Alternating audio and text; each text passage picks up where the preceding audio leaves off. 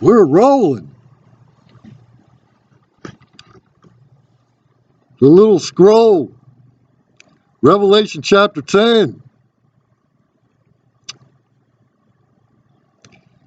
God is pissed off. Does that sum it up?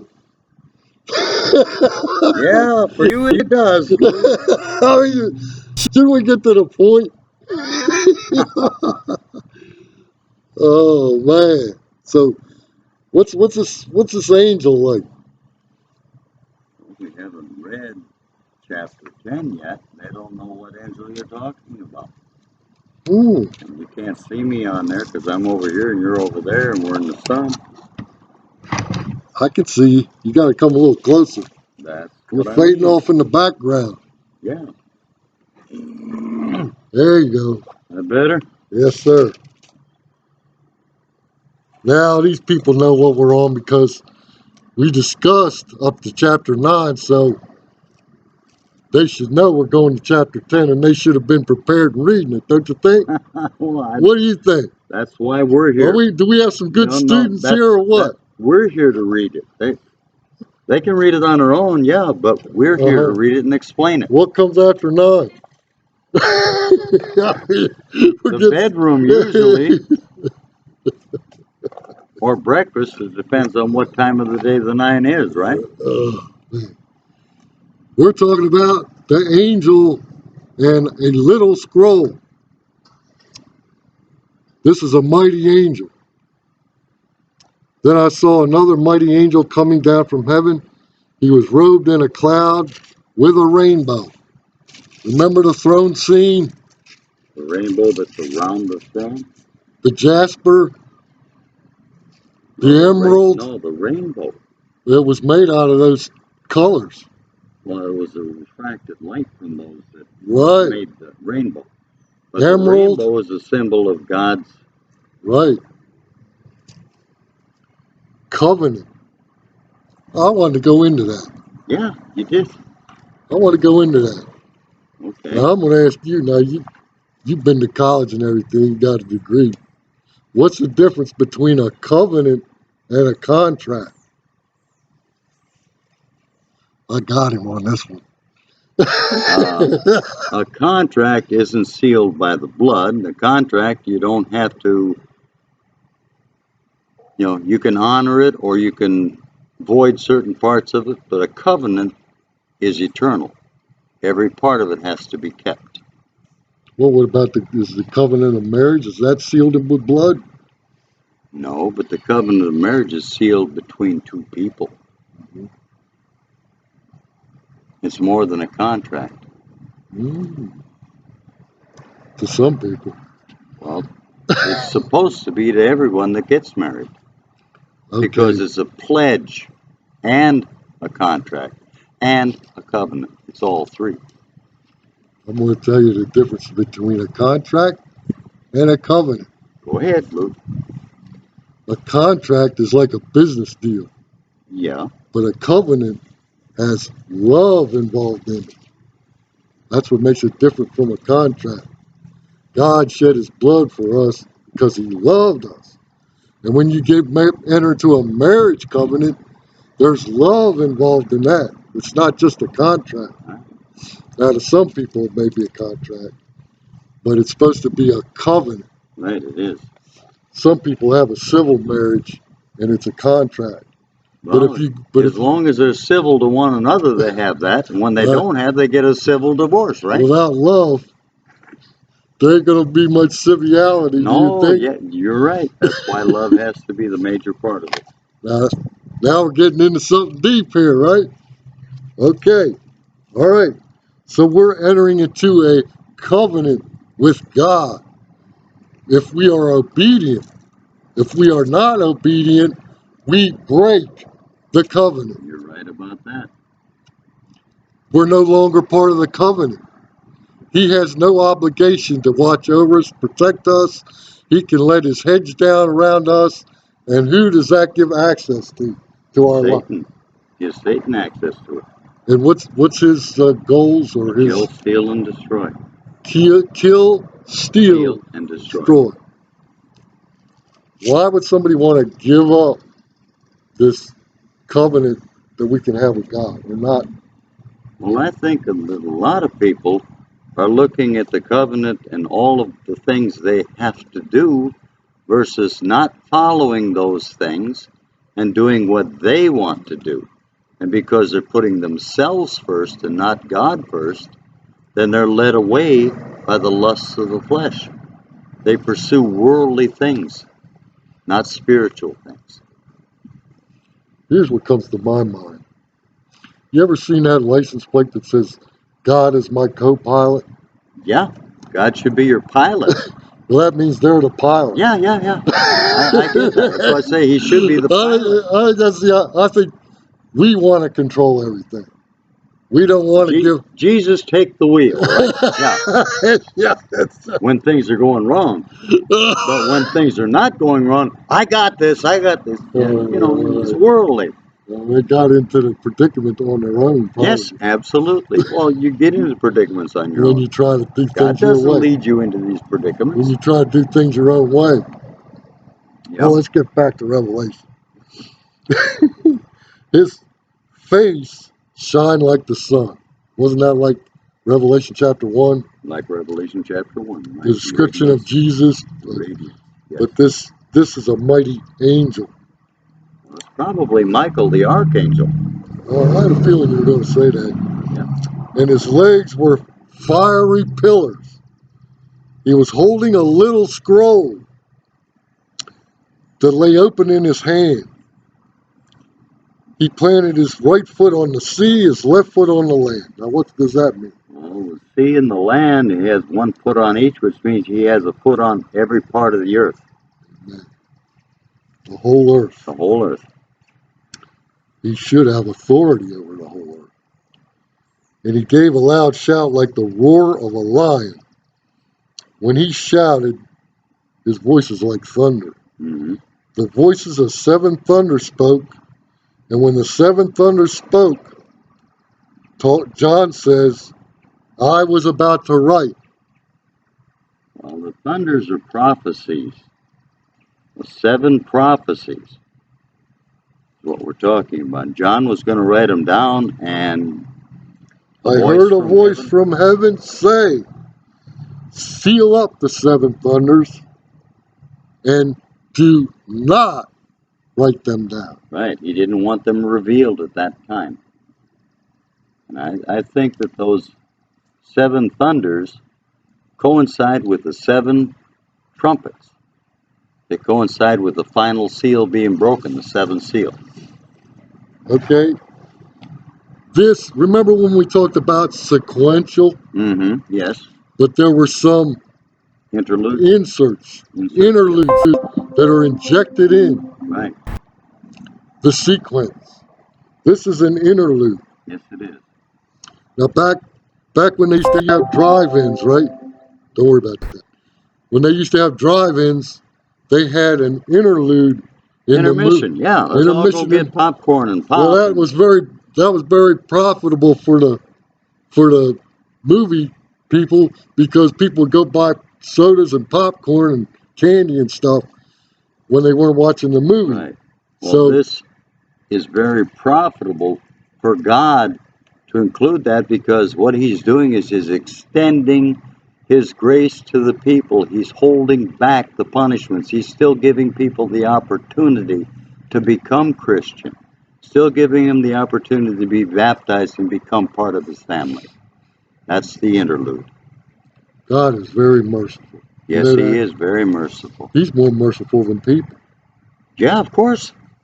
People didn't create God. God created people. But in his image. So we're going to be merciful. But if you make a person mad, they stay mad for years. God forgives. He's long-suffering. God forgets. He gives it and forgets. Right. But anyway, here is this interlude. And these people that have rejected and rejected and rejected time after time are still given an opportunity to accept Christ. Another chance. The time is almost over for people to become saved. At that point, there's very little time left. Well, this seventh trumpet uh, unfolds the bowl Right. judgments, the Well, woes, the three woes. yeah. These are worse than all of them before. In other words, everyone that's left at that time that's rejected Christ is given all these opportunities. They're the ones that are going to receive these punishments. The vials, the These bowls, are going to receive the plagues, they're going to receive all of these things that are coming on the earth because so they haven't accepted Christ. here's one more opportunity. Yeah, You can avoid these 7 last terrible plagues that are right. worse than all the previous ones. Yes, they are. They're a judgment from God, a punishment from And God. there's actually not too many people left at this point after all these. The ones that are left are the ones that have not accepted Christ, have rejected God, and are living worldly lives, following the beast, following the false religions. That's who's going to be left. And they're going to receive the full wrath of God. It seems to me, okay, there's this false religion. It's called Babylon. Mm-hmm. Babylon, where does this Babel come from? That Starts word. with the Tower of Babel when God scattered the people and confounded their languages so they couldn't understand one another. And they were trying to build what?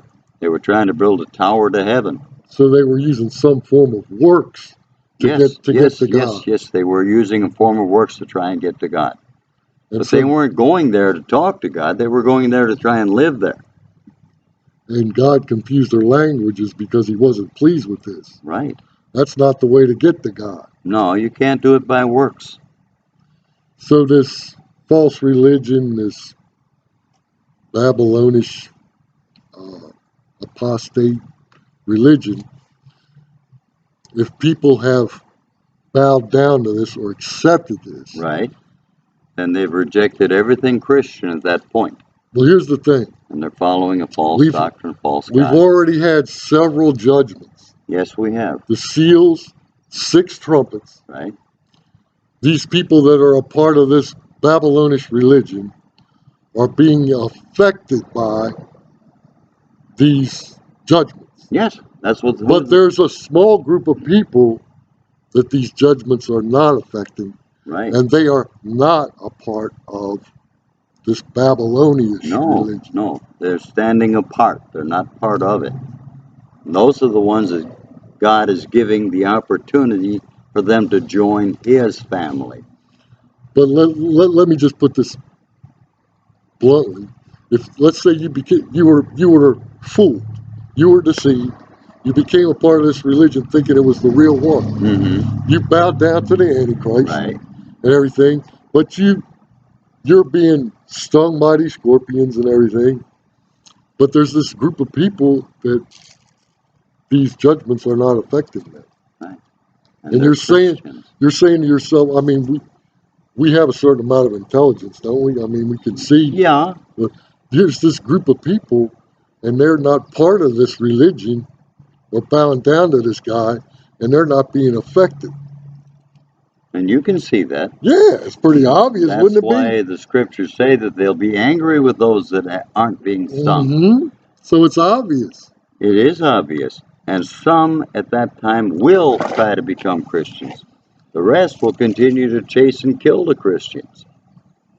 But it's obvious that you're going down the wrong road with this apostate religion. But having your consciousness seared like a hot iron, God does that to those that have gone to this direction, that have received the mark of the beast. They're not going to be allowed to become Christian at that point. Once you receive the mark of the beast, it's over for you. You've bought yourself a ticket to the lake of fire. Well, this interlude is put here so these people could see the truth. Those that are left, yeah. They can see the truth, but they're not following the truth. They're following the beast and the new religion that he created, believing that the beast is Christ and they're following Christ. They're doing this for God, not realizing that he is a false God, not Right? realizing that he is not Christ. So we have this little interlude that gives these people another chance, a last chance, before these bowl judgments and this last trumpet is blown, gives them another chance, an opportunity. He's so merciful to give them another chance. Once that trumpet is blown, no one will receive Christ. And not only Over. that, we're going to discuss a few Old Testament Old Testament, yeah. prophets. This has been going on through eternity. Yes, it has. I mean, this has always been going on. There's always been the truth and there's been the lie. God sent prophets to tell the people the truth, and they rejected the prophets. Yes, they did. Even back then they did. See, I know a guy, he does everything for this girl and everything, make sure she gets to sleep, gets plenty of food, go where she got to go and everything. But then when it comes time, he wants a little time, she ain't got time. But see, that's the same thing with God. God pours on us his blessings. Everything good we have comes from him. What do? What do people do? They go to false gods. They reject the person that's really helping them. They put him on the back burner when he's the one that's really where the blessings come from. They didn't say, I did it myself. They realized everything comes from him. And the prophets tried to warn time after time, century after century, and people still rejected them. So anyway, then the angel I seen standing on the sea and on the land raised his right hand to heaven,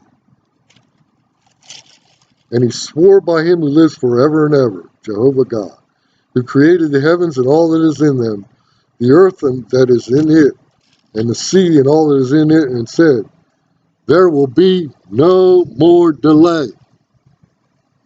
But in the days when the seventh angel is about to sound his trumpet, he's about ready to sound this interlude, about ready to end. Mm-hmm. This time, nothing's going on right now. Everything's sitting still for a little while. The mystery of God will be accomplished just as he announced to his servants, the prophets. The mystery is what? The day Of the Lord. The day of the Lord. Then the voice that I had heard from heaven spoke to me once more. Go and take the scroll that lies open in the hand of the angel who is standing on the sea and on the land. So I went to the angel and asked him to give me the little scroll. He said to me, take it and eat it. It will turn your stomach sour, but in your mouth it will be sweet as honey. I took the little scroll from the angel's hand and ate it. It tasted sweet as honey in my mouth, but when I'd eaten it, my stomach turned sour. Then I was told, you must prophesy again about many peoples, nations, languages, and kings. So what's this about being sweet? And then after you digest it, it becomes sour in your stomach. Well, the Word of God is sweet when you taste it. The Word of Christ is sweet when you taste it. The devil's minions give you something to eat. It tastes sweet. It tastes sweet in your mouth. In other words, the religion that you're following begins very sweet. But then when you realize you're following a false religion, it's sour in your stomach. The word's sour in your stomach. They make you feel very upset, very ill. When you realize that you've been following a false doctrine, a false church, when you realize that, you feel very queasy. You want to throw up. That's why it's sour in your stomach. Now, he's talking about end times. All of this has to do with the end times. Even the comparatives that are given are about the end times. So in the end times, when they receive this false doctrine, they believe this false Christ that came is the Christ, and they follow him, they're accepting him wholeheartedly. The sweetness is there. When they start to realize they're getting stung and the Christians aren't, it starts to become sour. When they start realizing, hey, all of these plagues are coming on us and not the Christians, their stomach becomes more sour. Will at that point they give up this false religion, this worldly view? Will they join Christianity, or will they continue to suffer? That's the choice they have to make. And at this time, before the seven trumpet sounds, there's still time for them to become Christians, to be baptized, to join the family of God, to learn, to explore, to go forward with Christianity, and to try and make a difference. That's what this interlude period is for. It's for people going out, talking to people that aren't Christian, trying to bring them to Christ. Once that period is over and that seventh trumpet sounds, no person after that will be allowed to join, because the church will be taken away. The Holy Spirit will be taken away. None of their things will matter. They come and they say, want to be a part? Well, you missed it. The Word of God's going to be taken out of the world. The Bibles are going to be destroyed, burned. You're not going to be able to teach Christianity without risking death yourself. That's the problem. At that time, once this is concluded, there'll be no more opportunities. It's time for God's vengeance to come on the earth. And it'll come against all of those who are left. Don't be one of those that are left. Now, while God can still be found, find him. Search for him. Talk to preachers. Talk to the pastors. Talk to the deacons, the elders. Talk to your neighbors. Talk to anybody that's Christian. Ask, and you shall receive. Seek, and you shall find. Knock, and it'll be open unto you. By all means, don't end up following the false religion and becoming subject to all of these plagues that are coming and end up in the lake of fire. There's still time for you to turn around and join the true church and become a Christian, baptize and give your life to Christ and follow his teachings. There's still time for you to avoid all of these terrible plagues that are coming. It's up to you. It's your choice. I can't make you do it. I can't drag you into a baptismal and baptize you.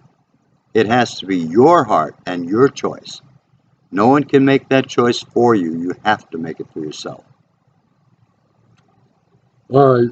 I want to talk about being deceived.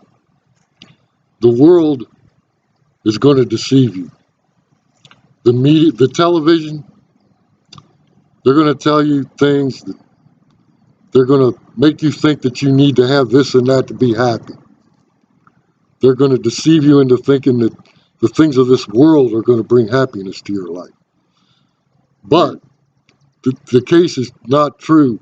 The only true meaningful thing you can have that's going to bring peace and joy to your life is a relationship with Jesus Christ. I agree 100%. So, They teach you in college about all these different things that you can do to gain wealth, all the things you can do to have a great life. You can go and do this, go and do that. They teach you the method and the means. They teach you the methodology. They teach you the means. They show you the career you can pursue, and they show you what the pay is and all of that. And so you're caught up in wanting to do these things.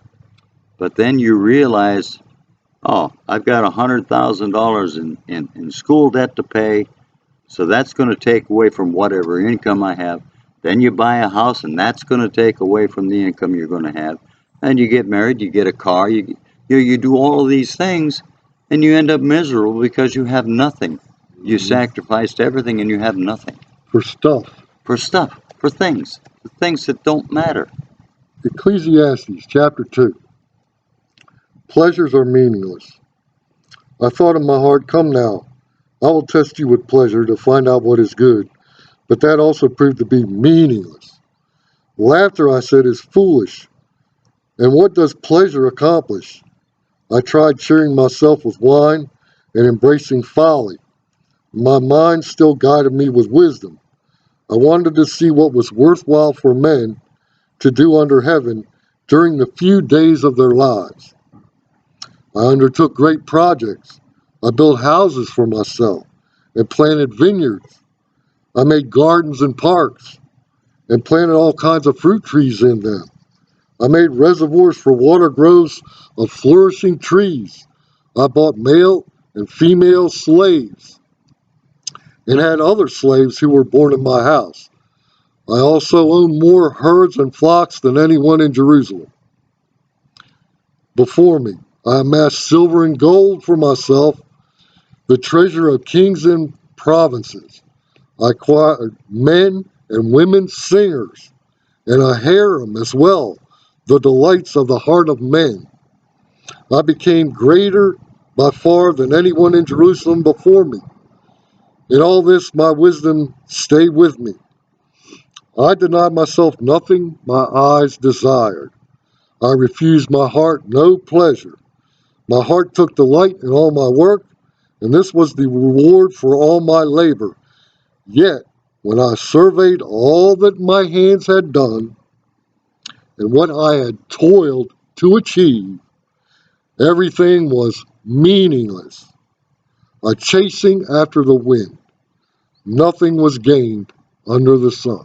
Right, absolutely. Now, if you sit and you watch the TV, you're allowing the devil to lie to you and tell you you got to have this Yeah, you're and having you got to pleasure. have You're enjoying this. this is going to make you happy. This is what's going to bring you joy when you have this and that. But see, if you read the Bible, you get the truth. Yes, you do. The truth sets you free. The media, the news, the TV, the video games, all that's going to tell you a lie. Yes, it is. You're being conned. Yeah, you're being deceived. Yes. Right. And the devil's going to use whatever he can to con you. So I'm telling you, I've worked for money. I've tried to get everything to buy things. It just you got to maintain it. It's But they're things and they occupy your time. yeah, they take all your time. You got to change the oil. You got to wash it. You got to Change the wax it. light bulb, wax it, You know, the house. There's a bunch of maintenance. maintenance. Right. I'm telling you, you don't have no time to do anything. To enjoy the good things of life, going to the park, reading the Bible, worshiping God. So anyway, I And don't you want. get married and it's over, right? Well, God says that's good in some cases if you get the right woman. But I believe that, yes. your marriage should be to glorify God. Right. But anyway, I just wanted to explain this to you. This interlude, it gives people another chance during all this mayhem to give their hearts to Jesus. One more chance. Since everything on this earth is going to be burned up, pursuing worldly things that are going to be burned up don't matter. They're meaningless. The only thing that is not meaningless is following Christ, becoming a Christian, loving God, letting God love you in return, becoming a Christian, and serving our Lord Jesus Christ. That's the most important thing because that will assure you a place in heaven. You'll live with Him forever. Forever is a long time. I don't think there's an end to forever. But there is an end to worldly things, and there is an end to spiritual things. If you're not part of this, you're going to the lake of fire, and you're going to be tormented forever. And No end. these things you're working for, this car, this house, and all that stuff, it gets burned up in the end, doesn't Yeah, it? and all of those things are taking you away from time that you could be spending sharing the gospel message. Takes you away from time that you could be teaching. You could be in a Bible study. You could be preaching. You could be evangelizing for Christ. I gotta have my hair done. Yeah, gotta Gotta have go my to nails done. Nashville. Gotta have my hair done. Gotta have some fancy clothes. Go to Nashville. Yeah, yeah, yeah. Gotta go buy some fancy clothes in Nashville. If you want fancy clothes, go to New York or Chicago. That's where they got them. They don't have them here. Well, I guess we better end it here. What do you think? Yeah, before we start spending too much money and too much time trying to get clothes. Amen. All right. I hope this was enlightening. Stay blessed and have a great day. God bless you. We love you.